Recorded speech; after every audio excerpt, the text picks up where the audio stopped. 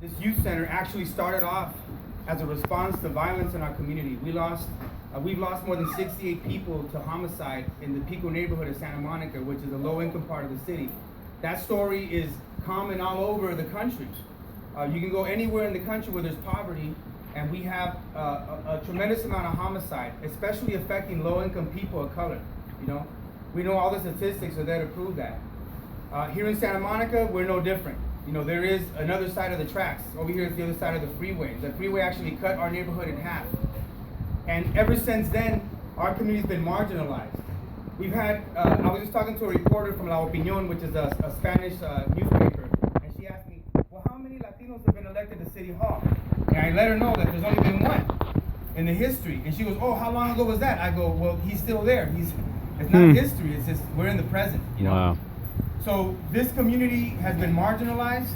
This community has been segregated. So racial segregation was a reality. There was times where you could go to the beach and you couldn't swim in certain parts of the beach. We had a place called the Inkwell, and so if you were black, you could not swim, you know, any other place but there. So there is a sad history, you know, that led to this marginalized community that we know as the Pico neighborhood. And so the Pico Youth and Family Center is the first organization that was created to address that problem of poverty and marginalization. And we marched, 1,000 of us marched in November of 1998 to bring attention to the problem. And ever since, the city has tried to hurt us. People don't know the whole story, but from day one, they were trying to take the funding away. They tried to pit African American and Latino leaders against each other. And that's how the first time this program got started, it fell apart over tensions that were created by the city government, by the city staff, pitting black and Latino leaders against each other over the funding. The program fell apart one time. We resurrected and we opened the first space in 2002. And ever since, we have been under constant attack, constant scrutiny, you know, monthly reports, reporting that they don't require of other nonprofit organizations. All kinds of different standards. You know, we went from $350,000 to the present, $190,000. So $160,000 of cuts that we've had to sustain to try to keep the doors open. They made it almost impossible for us to survive. But we survived because of all of you. Because of the people that are in this room, and because of the people that are new to the program, and for those of you that stand with the organization, that's the only reason why the Pico Youth and Family Center is still here. Because if not for the people, if not for the community that stands up for it, we have been gone a long time ago. Because they have been making allegations against us for a long time. And right now, our funding is supposed to terminate on June 30th. And we've been talking to city council members. They've been getting the petitions. There's public pressure. The whole world is going to be watching on the city tonight and to see what direction the city council gives the staff. But we hope that the direction will be that to keep funding the youth center even at the $190,000 level. Somebody said, well, we should be demanding more. This city has a budget of $564 million. That means that what we're requesting is not even half of a percentage point. It's 0.00038% of the city's budget. You have 400 police officers that work in the city of Santa Monica. Half of them make more than what the youth center is requesting. They make more than $200,000 a year, each of those officers. Now we know that prevention and intervention is much more effective than incarceration. We know that if we invest in our youth, we will have an impact on homelessness. We know that if we invest in our youth, we will have an impact on crime in our city. We know that, and we know that we want our youth to go to Yale, not jail, right? Right. So it's very important for us to understand that what we're fighting for tonight is not just for the city of Santa Monica, but it's for the country. It's for that, so that we can look at governments, and governments can look at the people, especially low-income people that are struggling in our society, and say, we can find a better approach than police and prisons, right? To deal with the social dynamics that are leading to our youth killing each other, going to jail, dropping out of high school, turning to drugs and alcohol. We know that we can do better. And we know we can create hope with youth centers like the Pico Youth and Family Center. Our motto is peace, unity, and social justice. Woo!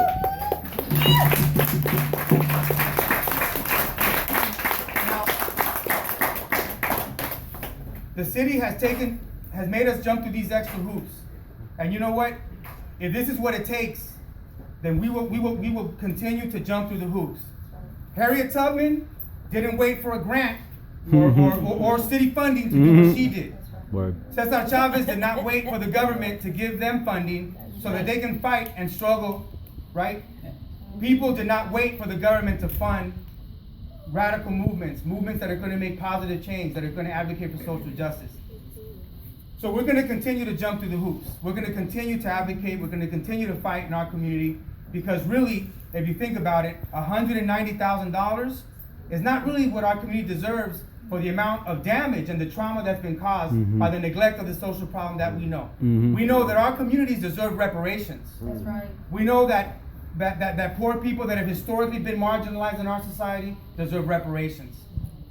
You know, $190,000 is not a lot to ask for, especially a Santa Monica police officer. Yeah, well, and I'll say 400 police officers. Yeah, and I'll say this. I'll say this, that many of you who know me know that the police department was trying to incarcerate me. They filed charges against me for breaking up a fight in the alley, and the allegation was that I took too long to break up the fight. I stopped the fight in 57 seconds. Got a handshake between the black and the Latino youth that were fighting.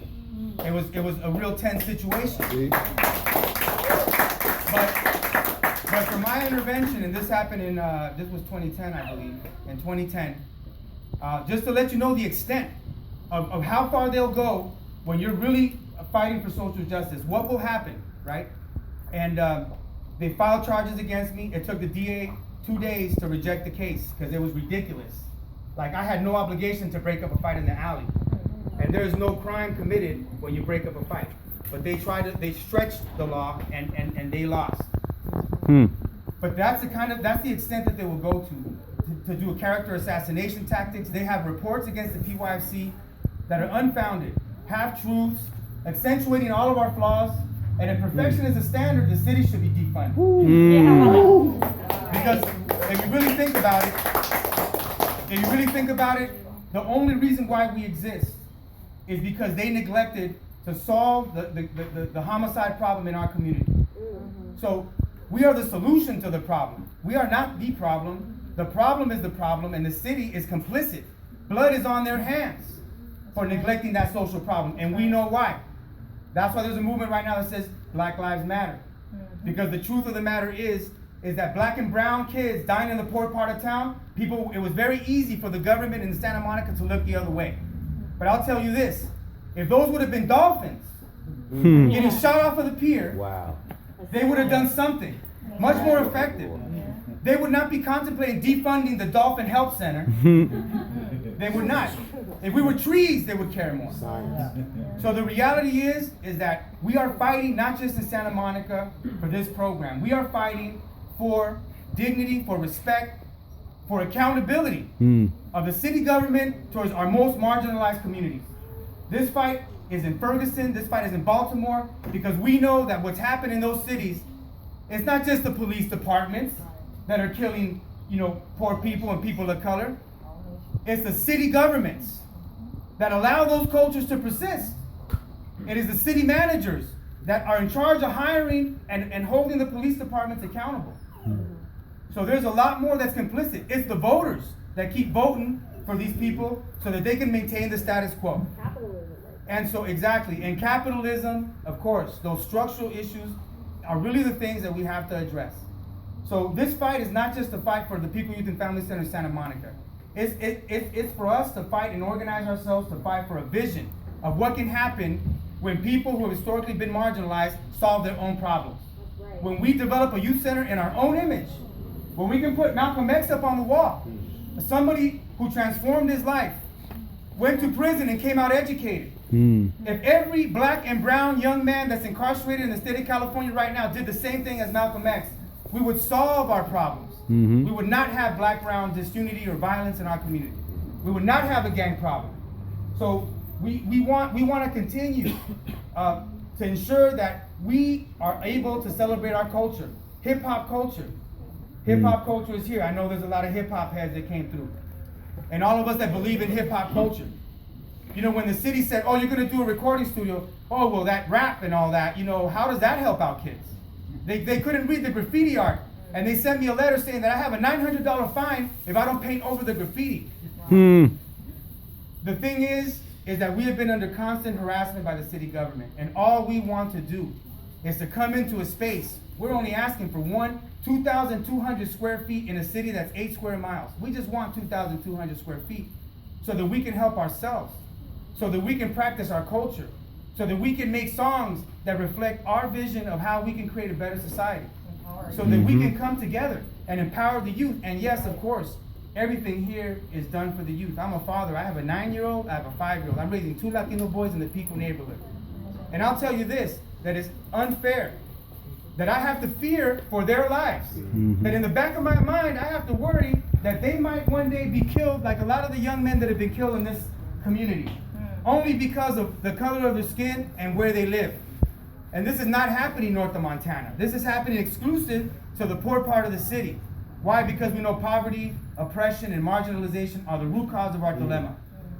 And so what we need to do is we need to organize and we need to fight back. We need to speak out. We need to frame the problem for what it is, and we cannot be apologetic. We have to continue to advocate. So today what we're going to do is we're going to march to City Hall like we've been marching for all these years. We're going to speak out. We're going to speak our truth. And hopefully, we hope that there's good people on the city council that hear our pleas and say, you know what, for $190,000, we believe that even if they help one young person, it's worth it. And if I could speak on that, this is not only just about 2 different cultures, this is about all nations. Because in this facility, this center, I've seen different nations, from all the ways from Russia, Ireland, and also from our own people from American Indian. So that's why we are standing together with you guys, because we feel that not only our people is within brown and black, it's all nations. And we're standing together as one to help our oppressed people not continue to be oppressed, stop those oppressors from trying to come into our community and oppress our people. We need to stop that. And by us marching down there, it's letting them know that we're no longer going to take that. And letting them know that this center is not only to empower our youth, empower our parents, empower our community, but it's all about our kids and our future leaders. That's very true. And that's very important. Very important.